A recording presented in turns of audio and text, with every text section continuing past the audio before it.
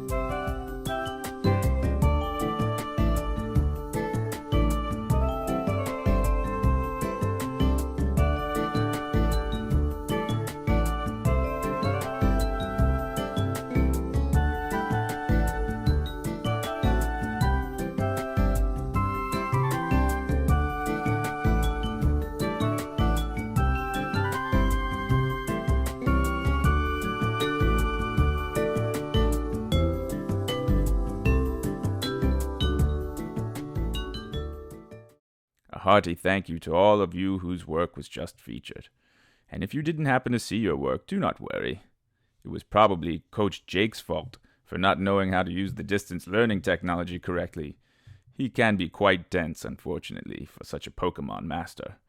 Please continue to complete our assignments, and surely I will proudly display your creations in future videos. That is, if Coach Jake can figure out how to use his email. Now, on to the lesson.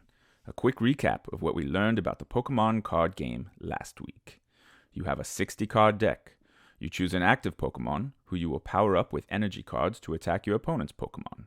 And all the while you are placing, evolving, and powering up additional Pokemon on your bench, and using trainer cards to gain special powers. The board has the two active Pokemon, yours and your opponent's, in the center. Around them are where you can show which energy cards are attached and which trainer cards are being used. Below your active Pokemon is your bench, where other Pokemon get ready to battle after your active Pokemon is knocked out.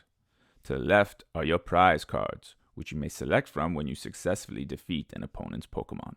To the right is your deck, from which you will draw at least one card per turn, and sometimes more if you have the right trainer card, and also your discard pile. That is where defeated Pokemon and their energy go, as well as trainer cards that have been used up. Now, let's dig a little deeper into the rules of the game and the flow of gameplay. To begin, you must flip a coin to see who goes first. Then, you will draw 7 cards from your deck. This is called your hand, and it is hidden from your opponent. Look at your hand, and see which basic Pokemon you have. Remember, the basic Pokemon are unevolved. They are usually the cute little ones, haha, but sometimes they are mighty, which is good because they can perform powerful attacks, but not so good because they will not evolve into more mightier forms. So, let's take a look at a hand. Which basic Pokemon can you spot? Right, Froakie, Squirtle, and Magikarp. You must select one to be your active Pokemon to begin the battle. Which do you think would be the best choice? Well, if you said Froakie or Squirtle, that would be correct. This is because Magikarp is not only very weak, but he evolves into one of the mightiest Pokemon of them all, the Water Dragon Gyarados. If you happen to have a Gyarados in your hand, playing Magikarp first would be a fine idea, because you could evolve him into Gyarados on your next turn. But you don't, so you won't. Instead, you'll play Froakie or Squirtle, and hope either one survives the battle long enough to evolve into a more powerful form. If you play Magikarp, and he gets knocked out, that's one less chance of being able to play a Gyarados, if you are lucky enough to pull it from your deck. Now, once you've decided on an active Pokemon, on this first turn, you may place as many other basic Pokemon on your bench as you would like, or you can choose to keep them hidden in your hand. There are advantages and disadvantages to both strategies. If they stay in your hand, they're safe. Some Pokemon can actually attack an opponent's benched Pokemon. Also, if you keep them in your hand, your opponent doesn't know what you have, which can be a major advantage for you. However, if you place them on your bench, the benefit is that you can begin to power them up with energy cards, so they are ready to attack when called to become your active Pokemon in the middle of the board. Also, you can evolve the Pokemon on your bench, so that your advantage when they become active is even greater. Haha, yes indeed. You cannot evolve or power up with energy Pokemon that stay hidden in your hand. In our sample hand, let's send Squirtle to become our active Pokemon, put Froakie on the bench, and keep Magikarp hidden in our hand. It would look like this. Your opponent will do the same. Now, in the rare case that a player has no basic Pokemon to start the game, you must shuffle your cards back into your deck and draw 7 more. The opponent of this player has the choice to draw a free card if this happens. Let's assume your opponent was unlucky and had no basic Pokemon. You can draw a free card, but you will not. Haha, no, because you are a member of the Abernethy Pokemon Club, and here we are good sports first and foremost. It seems to me totally unfair to draw a free card here, even if the rules say so. So you will skip your free card, and your opponent will think to his or herself, what a nice and honorable person you are, and they will want to play with you again. And that is what Pokemon is all about, not winning at all costs. Haha, no. So, you are ready to take your first turn. There are 3 parts to each turn. 1, you draw a card from your deck. Let us do that now. Ah, you are rewarded for your noble decision to skip your free card. It is the mighty Gyarados. You are in very good shape, my clever students. Now, for the second part of the turn. This is where you play the cards in your hand. You can do any of the following. Put basic cards on your bench, evolve your Pokemon, attach energy cards, play trainer cards, retreat, or use abilities. Let's start with playing basic cards, which you can do as much as you want per turn. Now that we know we have Magikarp's Mighty Evolution Gyarados, we may want to put the Magikarp on the bench. So let's do that. We can also evolve our Pokemon, but only once for each Pokemon per turn that isn't new. So we cannot evolve the Magikarp yet, because it is new. We must wait until the next turn to evolve it into Gyarados. This is why thinking ahead to your next turn is so important. We can attach energy. Here is a tricky decision. We have 1 energy card. Do we give it to our active Squirtle, so it can perform the tackle attack? Do we give it to Froakie on the bench so he is better prepared? Or do we give it to Magikarp, knowing that we will need lots of energy to perform Gyarados' powerful attacks? There is no correct answer. Playing this game requires luck, skill, and knowing how your opponent likes to play. For now, let's use the energy on Squirtle, so he can attack. If he has no energy, he cannot do much of anything. Continuing with our turn, we can play trainer cards, but only once per turn. Let's play our Max Elixir.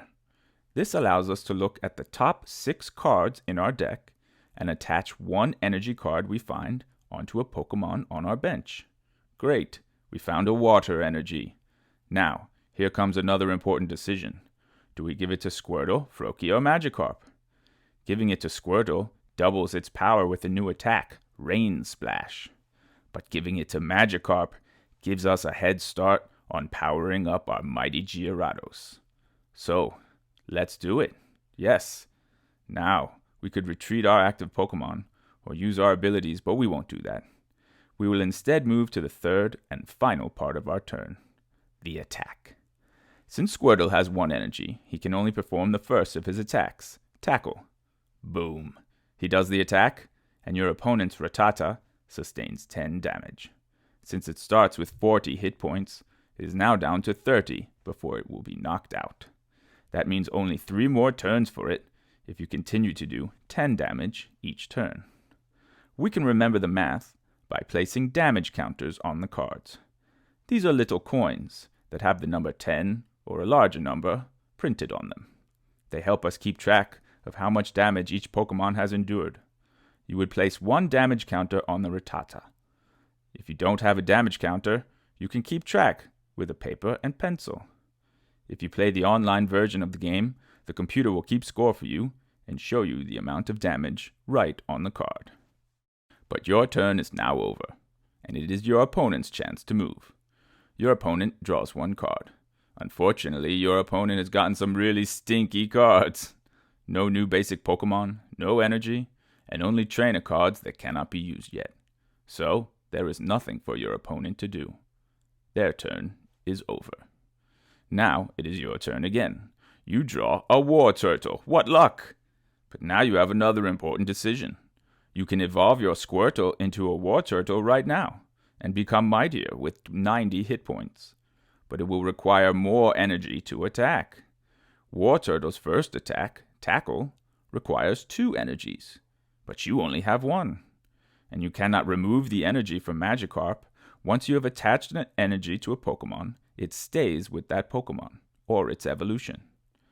And if your Pokemon doesn't have enough energy, it cannot attack.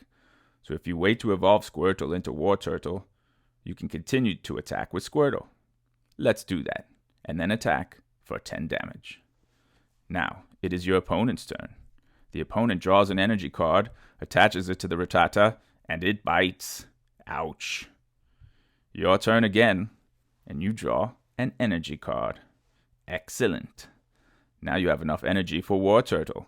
Evolve it now, and attach the energy, and attack.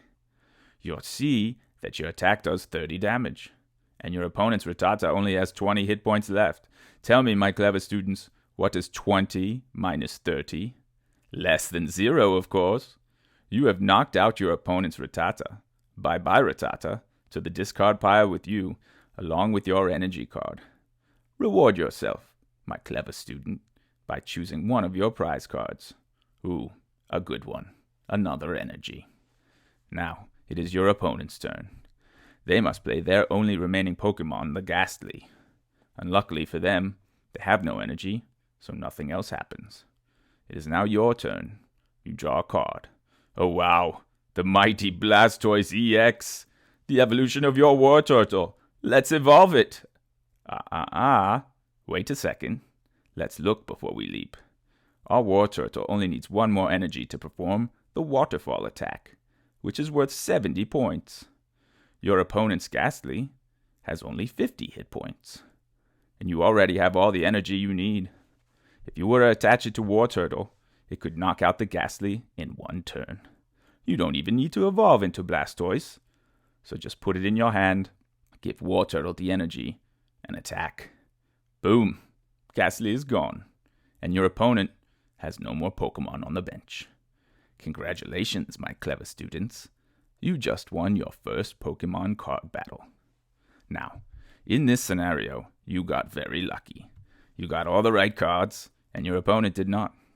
Oftentimes, luck can decide who wins and loses a battle.